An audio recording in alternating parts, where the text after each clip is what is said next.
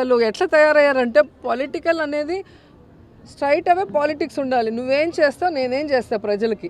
నువ్వు చెప్పిన మేనిఫెస్టో కానీ నేను చెప్పిన మేనిఫెస్టో, లేదా నువ్వు అధికారంలో ఉన్నప్పుడు నువ్వు చేసి మెప్పించు, లేదా మేము వచ్చినప్పుడు మేము చేసి మెప్పిస్తాం. అంతేగాని వల్గర్గా మాట్లాడటం వల్ల, అబద్ధాలు చెప్పడం వల్ల ఏమొస్తుంది? ఈరోజు భారతదేశంలో టూరిజం 3rd ప్లేస్లో ఉంటే రోజా 18వ ప్లేస్కి వెళ్ళిపోయింది. నువ్వు వచ్చాక నువ్వు దిగిపోయే రోజుకి 20 ప్లేస్కి వస్తుంది అంటాడు. అంటే వాళ్ళు ఎంత అజ్ఞానంలో మనం అర్థం చేసుకోవాలి. సో పాపం వాళ్ళని చూసి జాలిపడటం తప్ప మనం ఏం చేయలేము. కానీ ఎవడు ఏమనుకున్నా కూడా నేను ఆగే పరిస్థితి లేదు. మీరు నన్ను చూశారు, 2 సార్లు ఓడిపోయిన దాన్ని ఈ మాటలు కనుక నేను పట్టించుకుంటే ఇంట్లో కూర్చొని ఉంటా.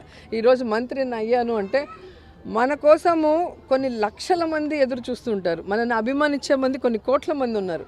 ఎవడో ఎవడో పిల్ల పిత్రేగాడు, పెద్ద పిత్రేగాడు, ఎవడో 10 మంది తిడుతున్నారని వాళ్ళ గురించి ఆలోచిస్తే మనం ఏం చేయలేం.